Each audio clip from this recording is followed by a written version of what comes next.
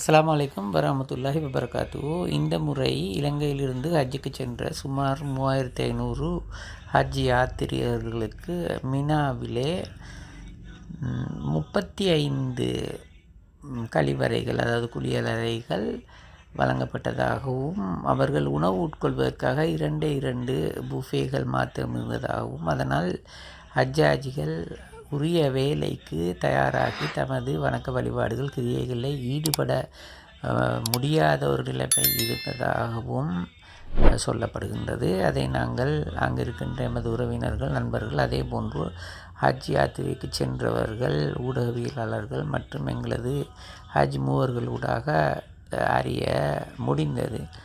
என்றாலும் இந்த நிலைமைக்கு காரண கர்த்தாக்களாக இலங்கையைச் சேர்ந்த ஹஜ் ஏற்பாட்டு கமிட்டியை பலரும் குறை கூறுகிறார்கள். குறிப்பாக அவர்கள் இந்த முறை அங்கு அல் ரெஹலாத் எனும் புதிய ஒரே முகவரை தெரிவு செய்து அவர்களோடு இலங்கையில் இருக்கின்ற அத்தனை முகவர்களும் ஒரே இடத்திலே மினாவிலே தங்களுக்கான தங்குமிடங்களை பதிவு செய்து கொள்ள வேண்டும் என்று கட்டாயப்படுத்தியதனால், வழமை போல வெவ்வேறு கட்டண வேறுபாடுகளுடன் சிறந்த சேவைகளை போட்டியடைப்பிடையிலே பெற்றுக் கொடுக்கின்ற ஒரு சந்தர்ப்பம் இல்லாமல் போனதாக முகவர்கள் சொல்லுகின்றார்கள். அதே நேரத்திலே ஹஜ் கமிட்டியை பொறுத்தவரை அவர்கள் இவ்வாறு கூறுகின்றனர். அதாவது, நாங்கள் பி குரூப்புக்குரிய கட்டணத்திலே ஏ குரூப் தங்குகின்ற முகாம்களை தெரிவு செய்வதாக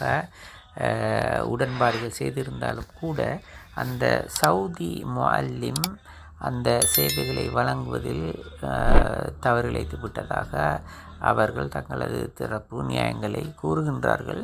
அந்த வகையிலே அவர்களும் ஹஜ் மூவர்களும் இலங்கை அதிகாரிகளும் சவுதி ஹஜ் விவகார அமைச்சிடம் தமது முறைப்பாடுகளை செய்திருப்பதாகவும் தெரிய வருகின்றது. என்றாலும் தாம் எதிர்கொண்ட அசௌகரியங்களுக்கு மத்தியிலே இலங்கை ஹஜ் யாத்திரிகள் உச்சகட்ட சகிப்புத்தன்மையுடனும் பொறுமையுடனும் தமது கிரியைகளை மேற்கொண்ட விதம் சகலராலும் பாராட்டப்படுகின்றது. என்றாலும் கூட அவர்கள் தாம் செலுத்திய 21 லட்சம் முதல் 30 லட்சம் வரையான கட்டணங்களுக்கு ஏற்ற சேவைகள் கிடைக்காத விடத்து அதை பற்றி பேசுவது அல்லது தமது உரிமைகளை கோரி நிற்பது, இவ்வாறான விடயங்கள் சன்மார்க்கத்தில் தடுக்கப்பட்ட விடயங்கள் என போதிப்பதும் அவர்களுடைய வாயை மூடுவதற்கான முனைப்புகளில் ஈடுபடுவதும் உண்மையிலே தவறான விடயங்களாகும். காலாகாலமாக இந்த ஹஜ் விவகாரங்களிலே இவ்வாறான குளறுபடிகள் ஏற்படுவதால் அவற்றை ஒழுங்குபடுத்துவதில் நாம் இலங்கையர் என்ற வகையிலே எமது நிறுவனங்களும் எமது முகவர்களும் சில நடவடிக்கைகளை கட்டாயம் எடுத்தே ஆக வேண்டும். அந்த வகையிலே 2002ஆம் ஆண்டு 2004ஆம் ஆண்டு காலப்பகுதியிலே அன்றைய ஹஜ் விவகாரத்துக்கு பொறுப்பான அமைச்சரின் கௌரவ ஆலோசகர் என்ற வகையிலும் 2005ஆம் ஆண்டு 2007ஆம் ஆண்டு காலப்பகுதியிலே சவுதி அரேபியா ஜித்தா நகரிலே இலங்கைக்கான கொன்சல் ஜெனரலாக இருந்து இந்த பணிகளை மேற்பார்வை செய்தவர் என்ற வகையிலும் அல்லது அந்த பணிகளில் ஈடுபட்டவர் என்ற வகையிலும் நான் சில ஆலோசனைகளை இங்கே முன்வைக்க விரும்புகின்றேன். முதலாவதாக, இலங்கையிலிருந்து ஹஜ் யாத்திரைகளை ஒழுங்குபடுத்துகின்ற வேலைகளை 100% முழுவதுமாக செய்வது தனியார் துறை முகவர்கள் என்பதை நாங்கள் மறந்துவிடக்கூடாது. என்றாலும் கூட இலங்கை அரசாங்க பிரதிநிதிகள், அதாவது முஸ்லீம் திணைக்களத்தைச் சேர்ந்த பிரதிநிதிகள் அல்லது அதற்கு பொறுப்பான ஒரு அமைச்சரோ பிரதி அமைச்சரோ அல்லது சவுதியில் இருக்கின்ற இலங்கை தூதுவராலயம், கொன்சல் ஜெனரல் காரியாலயம் போன்றவை சில அடிப்படை உடன்பாடுகளை சவுதி அரசாங்கத்துடன் செய்வதற்காக சில ஏற்பாடுகளை செய்ய வேண்டிய தேவைகள் இருக்கின்றது. அதையும் நாங்கள் மறக்க முடியாது. உங்களுக்கு தெரியும், இலங்கையிலே முஸ்லீம் விவகார திணைக்களம் ஒரு ஹஜ் முகவரை பதிவு செய்வதற்காக 2 லட்சம் கட்டணத்தை அறவிடுகின்றது. அதே போன்று ஒவ்வொரு ஹஜ் யாத்திரிகளிடமிருந்தும் சுமார் 5000 அல்லது 6000 ரூபாவை அறவிடுகின்றார்கள். அப்படி பார்த்தால் சுமார் 5 கோடி அளவில் வருடம் சல்லி காசு அறவிடப்படுகின்றது. அதே போன்று உம்ரா யாத்திரிகர்கள் அவர்களது பயணங்களை ஒழுங்கு செய்வதற்காக முகவர்கள் என்று சுமார் 250 முகவர்களை பதிவு செய்வதற்காக ஒவ்வொரு முகவரிடமிருந்தும் சுமார் 50,000 ரூபாய்கள் அறவிடப்படுகின்றது. இந்த முகவர்களை பதிவு செய்கின்ற விடயத்திலிருந்தே இந்த விஷயங்களை நாங்கள் ஒழுங்குபடுத்த வேண்டிய கட்டாயம் எங்களுக்கு இருக்கு. இந்த முகவர்களை பதிவு செய்யும் பொழுது அவர்கள் சர்வதேச சுற்றுலா மற்றும் பயண ஏற்பாடுகளை செய்வதற்கான அனுமதி பெற்ற இலங்கை சிவில் ஏவியேஷன், அதாவது சிவில் விமான போக்குவரத்து அதிகார சபை, மற்றது இலங்கை உள்ள அதற்கான நிறுவனங்களின் அனுமதிகளை முறையாக பெற்றிருக்கின்றார்களா, அவர்களுக்கு அந்த நியமங்களுக்கு ஏற்ப காரியாலயங்கள் இருக்கின்றனவா, அங்கு இபிஎஃப் இடிஎஃப் கட்டப்பட்ட இந்த ஊழியர்கள் பணிபுரிகிறார்களா, வரவேற்பு அறைகள் இருக்கின்றனவா என்ற போன்ற விஷயங்களை எல்லாம் இலங்கை முஸ்லிம் விவகார திணைக்களம் கவனத்திற்கு எடுக்க வேண்டும். அத்தோடு இந்த கோட்டா முறையை பங்கிடும் பொழுது சவுதி அரேபியா விதிக்கின்ற சில நிபந்தனைகளையும் நாங்கள் கவனித்து கொள்ள வேண்டும். அங்கு உங்களுக்கு தெரியும், இந்த கோட்டாவை எடுத்து நாங்கள் பதிவு செய்திருக்கின்ற நூற்றுக்கணக்கான முகவர்களுக்கு பங்கிடும் பொழுது அந்த முகவர்கள் என்ன செய்கின்றார்கள் என்றால் சிறிய சிறிய குழுக்கள், குறிப்பாக இந்த உம்ரா முகவர்கள் கூட என்ன செய்கின்றார்கள் என்றால் அவர்கள் இடைத்தரகர்களாக மாறுகின்றார்கள். எனவே அவர்கள் பெரிய முகவர்களோடு கூட்டாக சேர்ந்து செய்யும் பொழுது தாமும் ஹஜ்ஜு செய்வதற்காக தமது குடும்பங்களும், ஏற்கனவே பிரதான முகவர்கள் சேவை வழங்குவர்கள் அல்லாது இவர்களும் இடைத்தரகர்களாக செல்பவர்களும் கூட சில வேளை அவர்களது குடும்ப உறுப்பினர்களும் ஹஜ் செய்வதற்காக இந்த கட்டணங்களை உயர்த்த வேண்டிய கட்டாய கடப்பாடும் ஏற்படுகின்றது.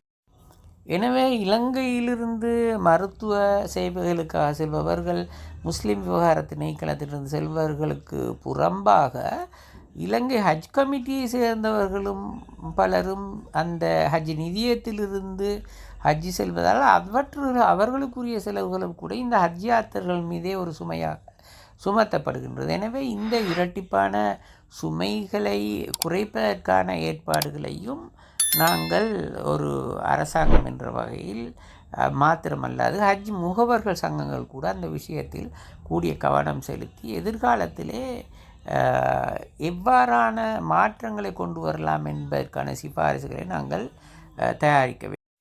உண்மையிலே இலங்கை முஸ்லிம் விவகார திணைக்களத்தின் 2 பிரதிநிதிகள், சவுதி அரேபியாவில் இருக்கின்ற தூதரகத்தின் ஒரு பிரதிநிதி, கொன்சல் ஜெனரல் காலயத்தின் ஒரு பிரதிநிதி, மக்கா இல்லத்தின் பிரதிநிதிகள், சவுதி அரேபியாவிலே இருக்கின்ற மக்கா இல்லம் மற்றும் அல்லது இலங்கை கொன்சல் ஜெனரல் காரியாலயத்தூடாக ஏற்பாடு செய்யப்படும் தொண்டர் அமைப்புகள், வைத்தியர்கள் அங்கு சேவைகளை வழங்க முடியும். அதே போன்று சவுதி அரசாங்கம் வைத்திய சேவைகளை வழங்குகின்றது. அதே போன்று கடந்த காலங்களில் போலல்லாது எல்லா இடத்திலுமே அதற்கான அவசர சேவைகளுக்கான ஏற்பாடுகளும் இருக்கின்றன. அந்த முகவர்களும் இங்கிருந்து அதற்குரிய ஏற்பாடுகளை செய்யக்கூடிய வாய்ப்பு இருப்பதால் இந்த ஹஜ் கமிட்டியாக இங்கிருந்து மருத்துவ குழு, ஹஜ் கமிட்டி உறுப்பினர்கள் அங்கு செல்வதிலே எந்த விதமான பயனும் இல்லை. மாறாக அவர்கள் ஒரு சுமையாகவே மாறுகிறார்கள் என்பதே எனது தனிப்பட்ட அபிப்பிராயமாகும். எனவே அடிப்படை ஏற்பாடுகளை இலங்கை முஸ்லிம் விவகார திணைக்களமும் இலங்கைக்கான சவுதி அரேபியாவுக்கான இலங்கை தூதரகம், கொன்சல் ஜெனரல் காரியாலயம், குறிப்பாக மக்காவில் உள்ள இலங்கை இல்லம் போன்றவை செய்ய முடியும் என்பதே எனது கருத்தாகும். அந்த வகையிலே சவுதி அரேபியாவில் இருக்கின்ற இலங்கை தூதரகம், இலங்கை கொன்சல் ஜெனரல் காரியாலயம் தமது நடுநிலைமையான சுயாதீனமான ஒரு ஆய்வை இலங்கை சமய கலாசார விவகார அமைச்சுக்கு வெளிவிவகார அமைச்சினூடாக அனுப்பி வைக்க வேண்டும். அத்தோடு இலங்கையில் இருந்து ஹஜ் பயண ஏற்பாடுகளை செய்கின்ற தனியார் முகவர்கள், ஹஜ் ஏற்பாட்டு குழுக்களின் சங்கங்கள், அமைப்புகள் இலங்கைக்கு திரும்பிய உடனேயே 2 வாரத்துக்குள் ஒன்று கூடி இவற்றை ஆராய்ந்து எதிர்காலத்தில் எவ்வளவு சிறப்பாக இதை செய்ய முடியும், தங்களுக்கு தேவைப்படுகின்ற சேவைகள் என்ன போன்ற விஷயங்களை கூட அவர்களும் தெரிவிக்க முடியும். அதே போன்று இலங்கையிலே ஹஜ் கமிட்டியிடமிருந்தும் ஒரு அறிக்கையை நாங்கள் இலங்கை சமய கலாசார விவகார அமைச்சு பெற வேண்டும். முஸ்லிம் சமய கலாசார விவகார அமைச்சு அந்த விஷயத்தை நெறிப்படுத்த வேண்டும். அத்தோடு இலங்கையில் உள்ள முஸ்லீம் அகில இலங்கை ஜம்மியத்துல் உலமாவோ அல்லது முஸ்லீம் சிவில் அமைப்புகள், தேசிய சூரா சபை போன்ற அமைப்புகளோ இந்த விடயம் குறித்து ஆராய்ந்து அவர்களும் அறிக்கை சமர்ப்பித்தால் நிச்சயமாக இலங்கை அரசாங்கத்தில் நீண்ட காலமாக கிடப்பில் போடப்பட்டுள்ள இந்த ஹஜ் எக்ட் என்கின்ற அந்த பாராளுமன்றத்திலே கொண்டு வரப்பட்டிருந்த சட்டமூலத்தையும் தயாரித்து இதற்கான ஒரு நிரந்தரமான தீர்வை எங்களால் கண்டுகொள்ள முடியும். எனவே அந்த வகையிலே மேற்படி விவகாரத்தில் கடந்த காலத்தில் அனுபவம் உள்ள அதிகாரிகள் மற்றும் இராஜதந்திரிகள் எல்லோருமே அதற்கு ஒத்துழைப்பை வழங்க தயாராகவும் இருக்கின்றார்கள் என்ற விஷயத்தையும் கூறிக்கொள்ள விரும்புகின்றேன். அஸ்ஸலாமு அலைக்கும் வரஹ்மத்துல்லாஹி வபரகாத்துஹு.